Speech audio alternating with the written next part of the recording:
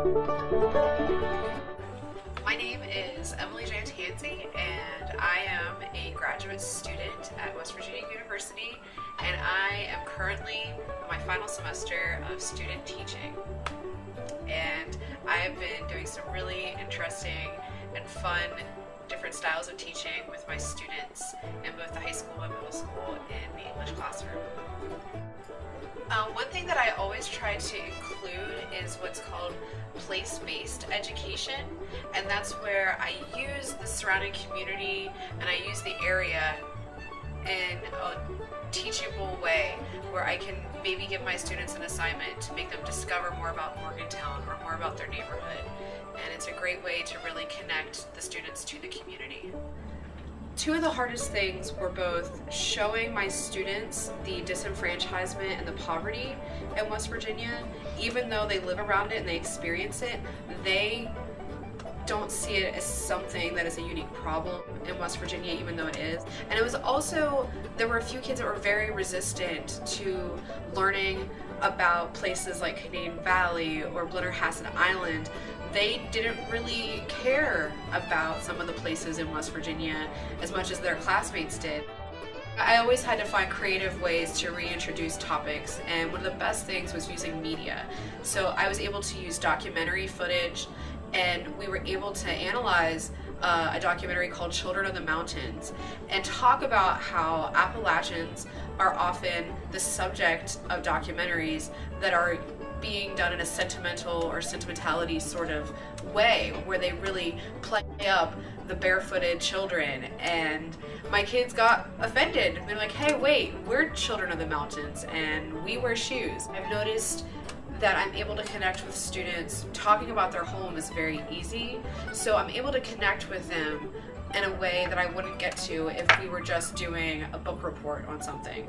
You know, I'm getting to know about their families, I'm getting to know about their home life, their culture, and that really helps me in keeping their personal needs in mind.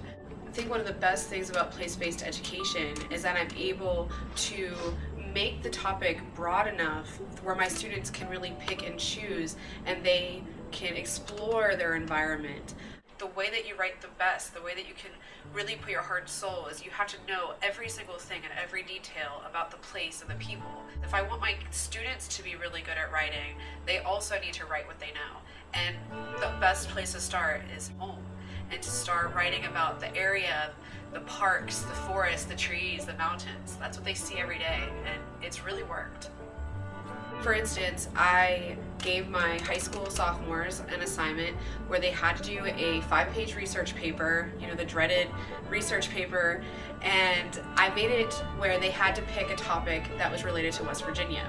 But the cool thing is that one student was able to pick the Hatfield and McCoy feud and the cause and the effects of that feud because they were interested in history, where another student who was an aspiring athlete was able to write about Mary Lou Retton and her success at the Olympics. So even though they're the same topic, writing about West Virginia, you can see that manifested in so many different ways based upon what kids are actually interested in. And it's really great when you can have 19 out of 21 of your students actually turning in an assignment completed the right way, not plagiarizing, because they're actually invested in what they're writing. Just the little things. Having a student, after we had talked about the mine disasters and after we had read a piece of West Virginia literature about the mine wars, come up to me after class and talk about for 15 minutes about his family's involvement in the union, his family's involvement in coal mine, and how he will probably end up being a coal miner despite all of the concerns he has over safety and the lifestyle of, I mean, it's just a stressful lifestyle.